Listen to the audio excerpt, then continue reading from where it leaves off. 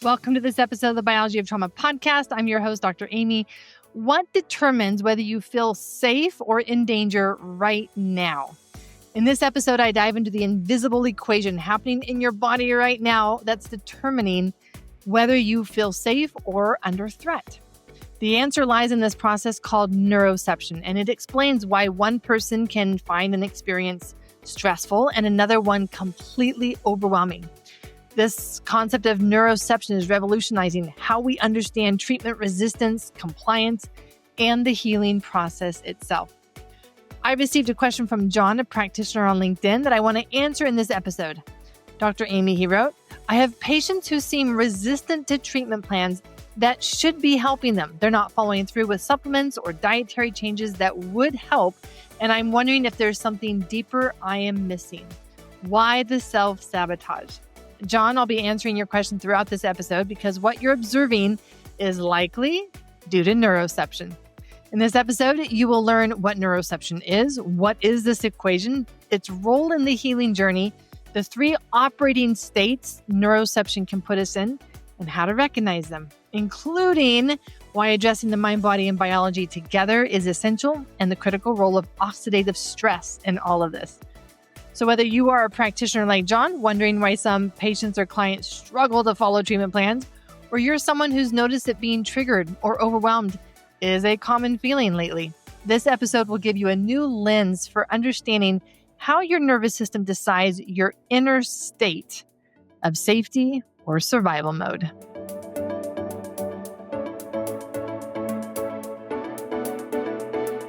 Neuroception. It's the nervous system's perception. Nervous system's perception. Neuroception. It's a term that came out of polyvagal theory with Dr. Steve Porges, and it's this constant background assessment of safety and danger and the degree of safety and danger. And it is largely influenced by a pre-existing filter that we have. And that is going to be determined by different factors. But at the end of the day, it's all of the information that our nervous system is collecting. And that is our pre-existing filter or state. And then it constantly makes this assessment of how safe am I versus how in danger am I? And so it's understanding this concept of neuroception, that it's a subconscious assessment that's constant. And it is determining whether they feel safe with us or not. And what are the factors that go into that decision? Neuroception. It describes the perception. It is not based on reality. And so this is a big area in which many practitioners don't realize the background assessment that is happening with neuroception because they're assuming that one's reality is what one is responding to. And that is not true. Neuroception is what determines our response to everything in any moment of our life because it's the director for our homeostasis. And so being able to collect all the information, it then directs our physiology to best respond to maintain homeostasis. And that is why it is not based on reality. It is based on one's perception, the nervous system's perception. And it really comes down to 2 things that we'll look at in a moment. And so what's fascinating about neuroception is that it's making these calculations and decisions, and we're not even consciously aware of them. Our patients are not consciously aware of the subconscious calculations being made by their neuroception throughout the day. They are just noticing their reactions and their responses. And these are instantaneous reactions based on one's perception of their safety and danger. Now, why is this important for us? It's not only because of the interactions that we will have and our processes that people will be deciding if they feel safe with us or not, but it's also how the body is receiving different treatments that we prescribe. Because if our neuroception is sensing that everything is dangerous, then even the supplements, even the medications, the diet, everything is being received in this environment of, I think I need to brace against this, and I see this as potentially dangerous. So far, we've explored this concept of neuroception as the constant background assessment of safety and danger, and how it is largely influenced by a pre existing filter that we have. What's fascinating is that our nervous system is making these calculations without us realizing it. It is happening all beneath our conscious awareness. And here's a key point I want you to get from this section: neuroception is a reflection of perception, it is not a reflection of reality. This is a big area in which many practitioners don't realize the background assessment that is happening beyond a person's conscious awareness. They assume that one is aware of what they are reacting to, and that is not true. Coming up, we're going to dive into exactly how neuroception makes these decisions through a specific equation and why this changes everything about how we approach behavior management, change, and the healing journey. So let's look at these two things then that neuroception is really using to decide if a patient will trust us and the modalities and treatments that we are prescribing. And it comes down to this idea of capacity versus demand. And even when we are in the middle of something stressful or something that will become a trauma for our body, it is calculating my capacity versus the demand. But this is also every day. And that is why we can be going into and out of these states throughout the day, and we wouldn't recognize it as, oh, I just experienced a trauma, even though the biology is one of trauma and the dorsal vagal collapse. Capacity versus demand. So the core function of neuroception is calculating one's capacity against the demands that we face. Capacity. What is included in the capacity? Capacity includes our energy reserves, our biological resources, our emotional bandwidth, our social support, all of that. All of that goes into this assessment of my capacity to respond. And so that is why it is not just one's external environment. It is not just one's social support. It is also our internal physiology and biology. What is the degree of inflammation that I have right now? Because that inflammation will decrease my capacity. What is the amount of oxidative stress that is accumulating in my mitochondria, causing inefficiencies?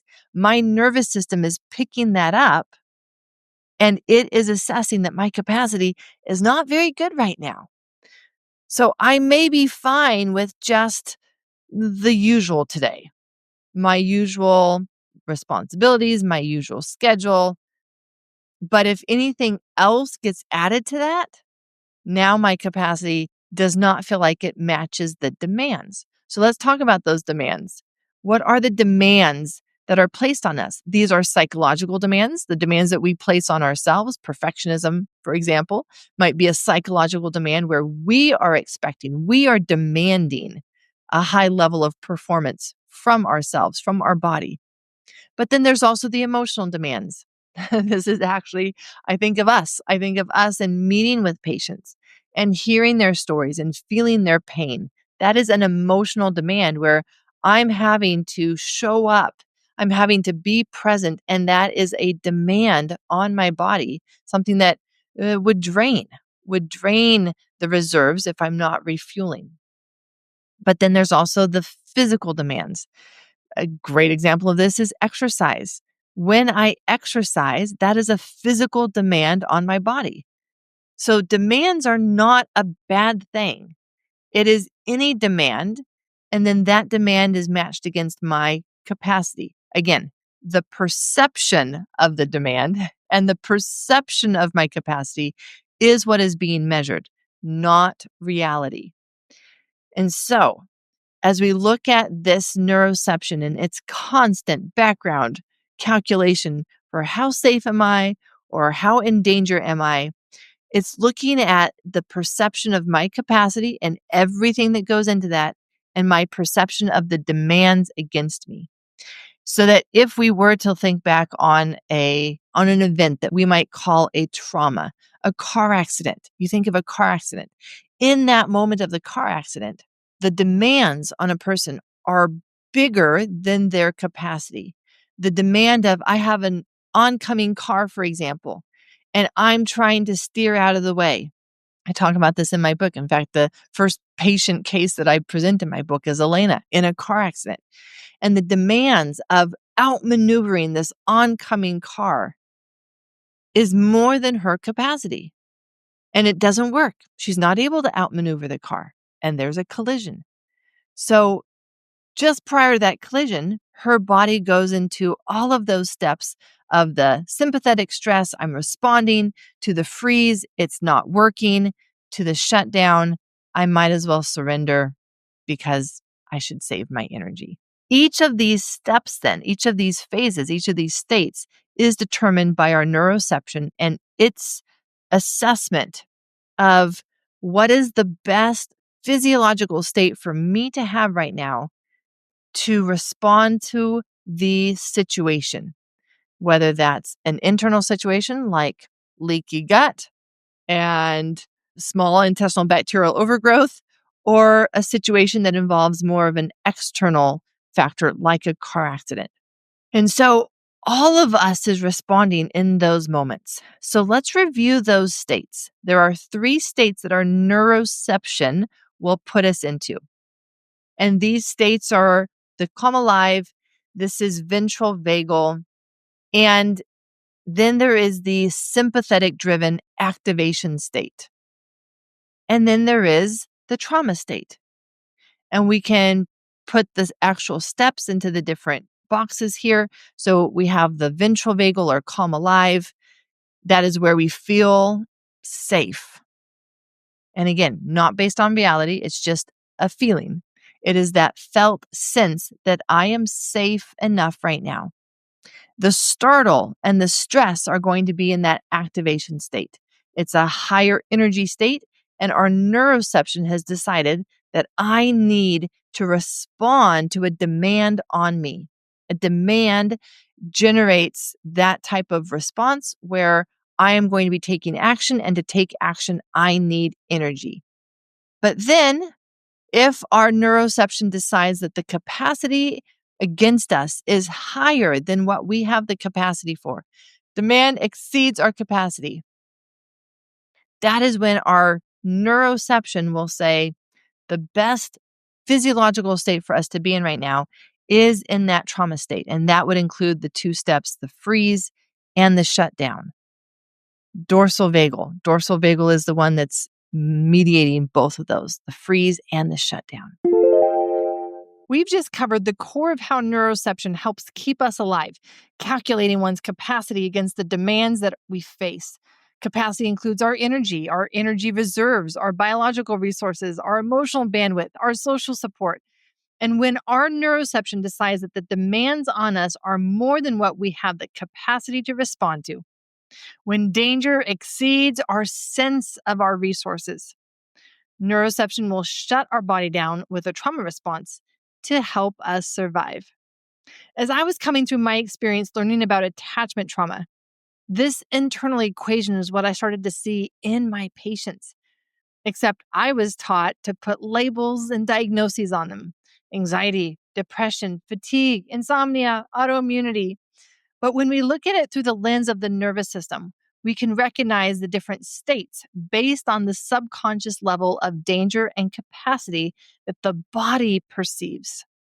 The trauma state, this dorsal vagal shutdown, this looks like depression. Those who are experiencing depression, their physiology is in this dorsal vagal state.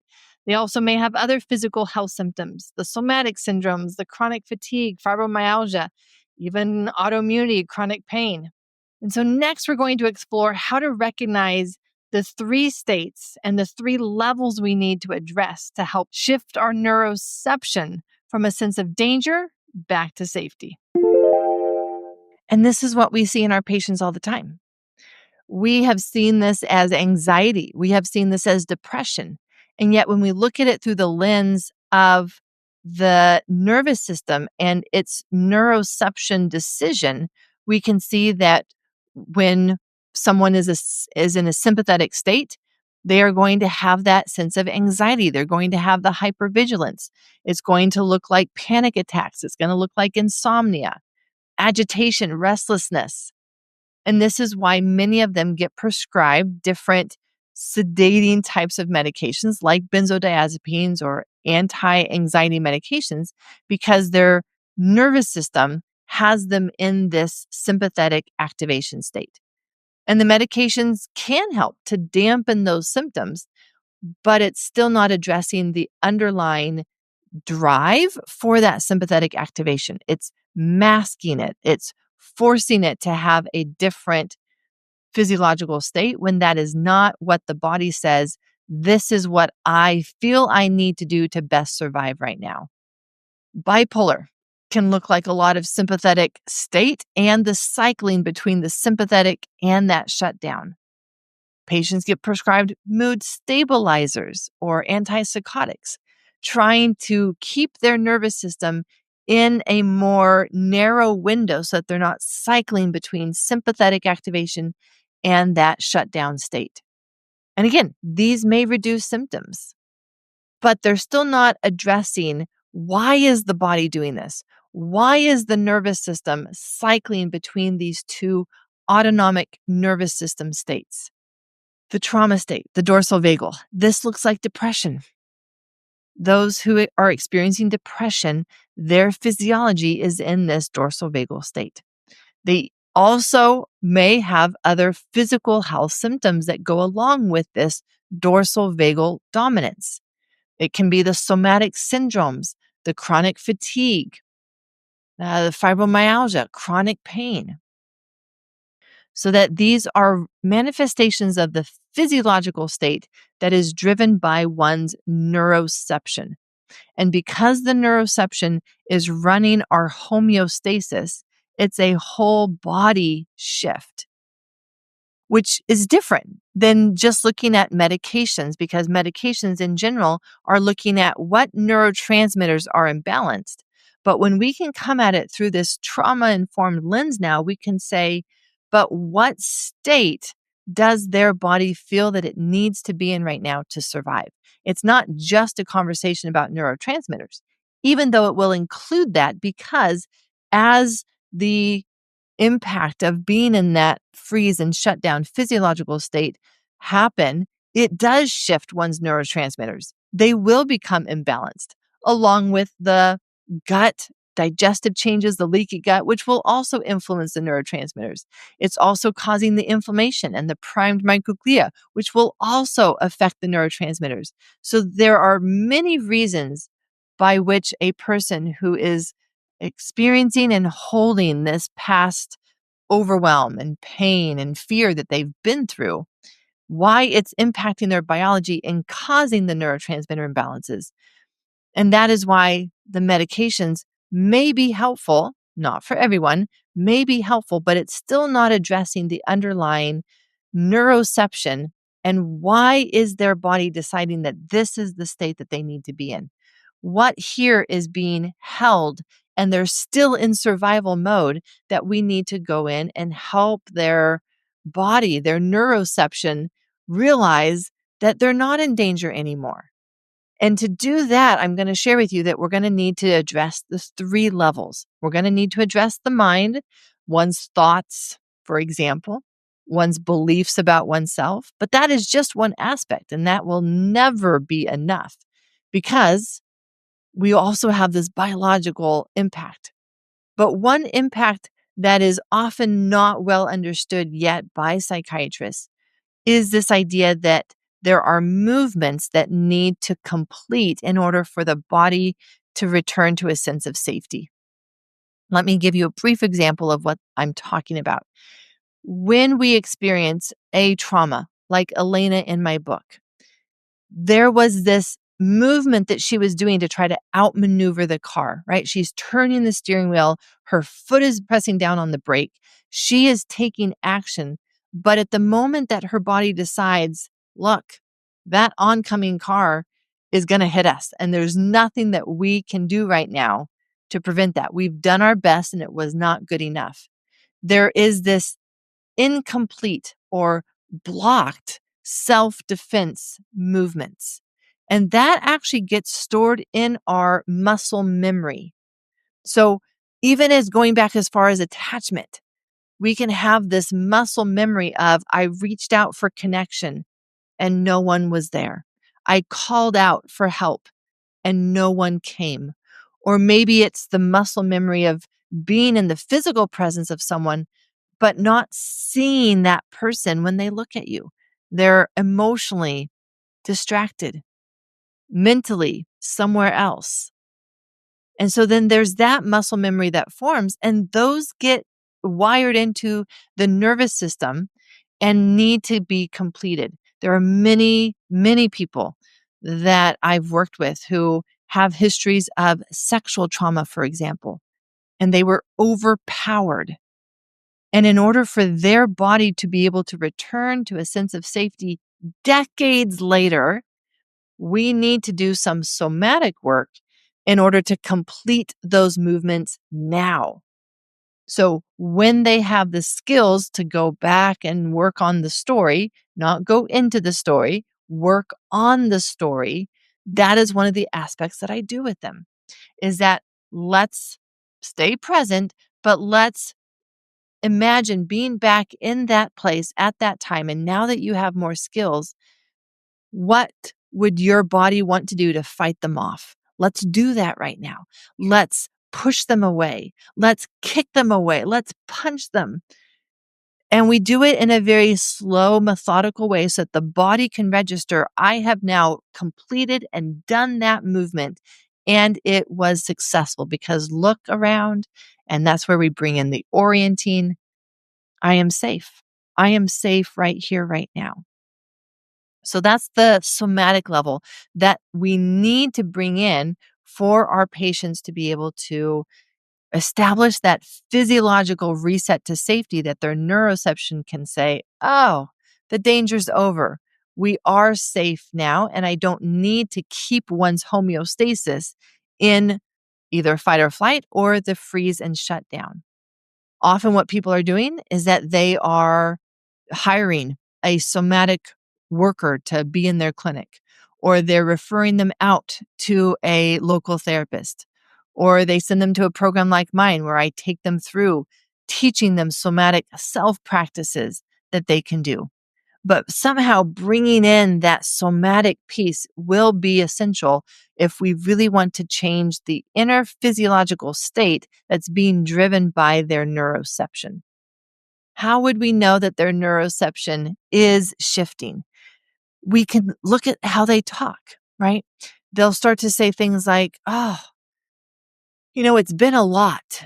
But that's an important shift. It's been a lot and everything is overwhelming is two different states. One is reflecting, I'm feeling like it's been a lot, but I feel that my capacity has been able to match the demand versus it's all overwhelming, meaning my capacity feels like it's not enough for the demands on me. We can also see it in their body language. And as they're sitting with you, whether it's on Zoom or in person, there's so much about their neuroception that we can gather from their posture. Are they sitting with their arms crossed? Are they able to look at you in the eyes? Do they have an open chest towards you? Are they facing you? Or are they turned away? Maybe they even have their leg crossed away from you. They're sitting with their arms crossed. And even though they're dialoguing, their body is telling you loud and clear, there's a part of me that doesn't feel safe. And sometimes it's because of what we have in our environment. It's how we have our room set up, and their nervous system is picking up on something like, I need to be near the exit, or I don't like that there's this red couch. Red is the color of danger. There are all of these subtle things. Again, this is all subconscious. Or maybe if they're on Zoom, maybe it's something in their environment and we want to check, we want to ask, and what I do is when I'm sitting down with someone, I'm saying, let's arrive. Let's do our best to arrive and be fully present. So take a look around your environment. Is there anything that just seems to be bothering you that you just want to push away? You want to put away from now? Maybe there's papers. Maybe there's a mess. Maybe there's cell phone. Can we push that away? Can we put that away so that we can just be present? And then I'm also leading them through a somatic exercise. For me, these are ones that I have already taught them, so it feels normal and natural for us to do one together. There is a push away exercise that I teach. There is the VU from Peter Levine and somatic experiencing. Those are easy and quick ones. There's also ones that will actually support our body and its posture to feel safe. Stomach support, neck support. I have weighted neck shawls that they can wrap around and feel that sense of containment, which helps their nervous system know, right here, right now, with Dr. Aimie, I'm safe. I can open up to her. And the treatment plan that she gives me is one that I can accept, I can receive. Because otherwise, if their neuroception says everything is dangerous, including you, that means your treatment plan. And they're going to be more, I want to use the word self-sabotaging, but it's not truly self-sabotaging in the sense that their neuroception has decided that everything is dangerous. And so their physiology is one that it will be resistant to the supplements that they're taking. It will be resistant to the diet changes that we're asking them to do. They may not be successful at following through because their body is already in survival mode and feeling like it just is going to do the bare minimum to survive because it's in that dorsal vagal dominance.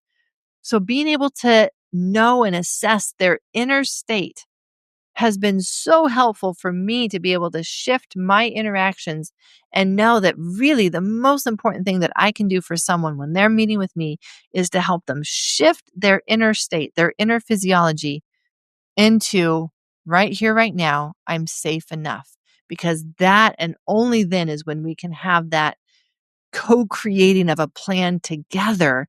And what are they going to do? And how are they going to set themselves up for success? And their body is able to receive the supplements. But I'm also needing to look at their biology because I know that their biology is one that will be returning them to this state of overwhelm. If they have brain inflammation and primed microglia, it will be returning their neuroception to this overwhelming state of danger. If they have the mitochondria and energy capacity, this is something where their body, their neuroception will say, hey, this is great what you want to do, but I don't have the capacity. I'm looking at my mitochondria and I'm seeing that we have inefficiencies, we have toxins, we have oxidative stress. I'm not able to increase my energy production for you. We look at their gut, we look at toxin load, we look at their nutrient status. All of these things that we do as part of functional psychiatry is going to be a big part in also shifting their neuroception's calculation of capacity versus demand. So then we come back to medications. There are many that come to us that are already on medications, many that come to us that want to get off of their medications. And being able to recognize these states and how they are driven by one's perception, subconscious perception of safety versus danger will now help us navigate their medication better. Is this a helpful medication for them? Can I bring in some of this somatic work that would help their nervous system to regulate and they wouldn't need as big of a dose of this medication? We've covered how to recognize when someone's neuroception is stuck in that danger state, how we can look at how we talk, our body language, whether we are sitting with our arms crossed, legs crossed, or whether we're able to look people in the eyes, whether we have an open chest. All of these subtle things are the nervous system signs. They are messages that tell us what is our inner state. Now, I've shared how we can begin to address this through somatic work, the ability to create sensations of safety and support, and even complete movements of self-defense that we were previously unable to do. But there's one more critical piece we have not discussed yet, and that is the cellular level. Because I know that biology, our biology, is one that will often be returning us to a state of danger if we don't address it. It's called a biology of trauma. So finally, we will explore oxidative stress and why it's one of the key drivers that will create disease while we are in this state of danger and exactly what we can do about it. There's one last aspect that I want to share with you, and that is this idea of oxidative stress in mental health. Oxidative stress is actually one of the key drivers for our mental health symptoms. And this is even from the free radical production of our mitochondria when we're making energy. So it's a natural byproduct. And it can be exacerbated, of course, by the foods that we're eating and our overall movement, our lymphatic flow. Are we able to clear things out? But when a person is in that trauma physiology, their body is not clearing out oxidative stress. It's not the priority. Their priority is just to do the bare minimum to survive. And so, unless their physiology state is in that ventral vagal, they're not really clearing out oxidative stress. In the sympathetic activation, they're generating a lot because they're making a lot more energy. And the priority is not to clear it out because we can do that when we're done with this danger. But if we never return to that sense of safety, our body is never able to really fully clear out the oxidative stress that was made and that is continuing to be made. So, oxidative stress has been associated with PTSD, depression, anger, bipolar. In fact, in a Journal of Psychiatric Research article in 2020, they did a meta analysis and found that oxidative stress markers were 40 to 60% higher in those diagnosed with PTSD compared to controls. So, oxidative damage is a common pathway for keeping a person's neuroception in that sense of danger. And this will be a key element for us to address for those patients coming to us. We want to be increasing their antioxidant. And if we feel that we want to assess that, one of the best assessments for oxidative stress, the biomarkers is 8-hydroxyguanine. The full thing is called 8-hydroxy-2-deoxyguanosine, or if you are using something like DHA Labs, 8-OH for the hydroxy, DG for the deoxyguanosine. 8-hydroxyguanosine. This is a marker for how much oxidative stress has damaged one's DNA. But then we want to look at how can we help them. And the antioxidants are one of the most important things that we can help someone incorporate more into their daily life if they have this history of trauma and are showing evidence that their nervous system is still not having been able to fully return to that sense of safety. N-acetylcysteine is great for a lot of this. The alpha lipoic acid, CoQ10, vitamin C, these have all shown benefits in psychiatric conditions and through the antioxidant mechanism. Anti-inflammatories will be great. Mitochondrial support is great. And of course, the general lifestyle interventions of let's get your sleep better because that's when we clear out a lot of this oxidative stress. Let's get movement in because that's how we increase lymphatic flow and decrease oxidative stress. And these are the mechanisms that will also be very important to incorporate for those who are wanting to taper off of any mood medications, because this is what will keep their nervous system dysregulated. So in summary, trauma impacts our nervous system at such a level that it keeps it in a danger state. And we can loop between the sympathetic activation and the anxiety and then the collapse and the overwhelm.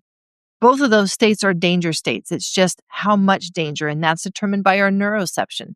When our neuroception says, I think I have the capacity, let me give it my best try, we're in the sympathetic activation. And when our neuroception has looked at the demand versus capacity, it says, I can't. And it shuts down in order to survive. But that's when we get the depression and some of these chronic conditions that are often associated with depression and psychiatric conditions. And so being able to see how can we come in and work with the nervous system, bring more regulation, help it shift out of that state of danger. And it's going to require the 3 levels. So as integrative psychiatrists, we want to be addressing the mind, the thoughts and beliefs. I personally do parts work to do that. A part of me feels this, a part of me does this, a part of me drives me to the cupboards to chocolate when I'm stressed, a part of me. And that way, it's a way that I can help my patients be able to work with these different thoughts and beliefs that they have because it's just a part of them. And then we want to work with the somatic level. Again, this is what I have developed in my practice. And now I teach practitioners to do these basic somatic self practices with their patients because it has made the biggest difference in shifting their biology in a short amount of time. I put them through a 21-day program. Some people send their patients to me, and some people come to get trained to then be able to teach their patients these somatic self practices themselves. And then for more advanced work, they're referring them out to a somatic therapist. But we have to be moving through things. And the more movement that we can bring in, the more that felt sense that we can provide to our body, to our tissues, our muscle memory, of changing our muscle memory to I can versus I can't, will be essential for really addressing the nervous system and its sense of danger and safety and shifting that to more of ventral vagal safety. And finally, we want to look at the biology. So 3 levels that we want to be addressing: mind, body being the somatic, and biology. And that is our key to an integrative functional psychiatry that approach that allows us to respond and really be able to shift their biology, shift their nervous system in a way that will be more receptive to us and to the treatment plans that we are making. Now, to answer your question, John, what you're observing isn't resistance. It's actually neuroception in action. Because when individuals seem unable to follow through with treatments that should be helping them, it's often because their nervous system has made a decision that this treatment plan feels too much for them. It feels too hard for them. They don't have the capacity to do it. And so, unfortunately, even a well intended treatment plan can get categorized as just one more demand that I don't have energy for. When that happens, their nervous system will shut down. And there's no amount of mindset that will help shift them out of that. It's not your treatment plans, it's their neuroception has decided that they don't have the capacity to follow through. The beautiful news, of course, is that when we recognize this, we can work directly with their nervous system and shift their neuroception. We can repair and we can reset it to safety. You can even start by creating a felt sense of safety in your environment with the patient. Even you're in your home or you're in your treatment space, whatever it is for you, I want you to check posture. Consider bringing in active cues of safety like plants, colors, smells. These are ways that we can shift our nervous system to knowing that it is safe when we are with ourselves or with another person. You can also incorporate some simple somatic exercises like this is why I teach the 21-day journey, because they are so powerful that you can do them in the moment with your patients, John, and see an instant result to shifting to safety. Now, this will not neglect the biology, and I'm glad that you're working on that.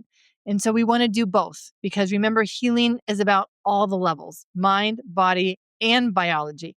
It's about helping the body know it's safe enough to receive what we're offering in terms of the supplements and the dietary changes. So it's offering the right support in the right order based on what the nervous system needs. If you'd like to go deeper in learning how to create safety, whether for yourself or for those that you help, I have resources for you. In the show notes, I will have a resource to my book, The Biology of Trauma book. This goes into how the body experiences and holds fear, pain, and overwhelm, and what to do, how to do that repair. At the time of this recording, you can pre-order my book already, and you will get $400 in bonuses. I will include the link for where to go to get those bonuses once you have pre-ordered the book on Amazon or any other seller of your choice. The 21-day journey, as I mentioned, is the place where I lead people through these simple somatic self practices. And whether you're going to be learning them for yourself or learning them also to share with those that you help, like John, this is where we start. because I have seen this be the fastest way to shift someone's inner state, and the results speak for themselves and the changes that people experience in their physical health just as a result of this 21-day journey. If you are into this topic, I've got some related podcast episodes you'll want to check out. Episode 35 was with Dr. Steve Porges, the founder of polyvagal theory, and episode 73 was on the impact of early attachment shocks, and this idea of our attachment being a big component to our pre-existing filter. I also have a link to a related YouTube video on how our bodies adapt to overwhelm and early life experiences of trauma. I am here to save you time and money by bringing you practical information that will help you accelerate the healing journey. So please take a moment to subscribe and leave a review. Your reviews and feedback are how I know how to improve this podcast, bring you great content, and help others find the information that can change their lives as well. I'm your host, Dr. Aimie. Until next episode, lots of love.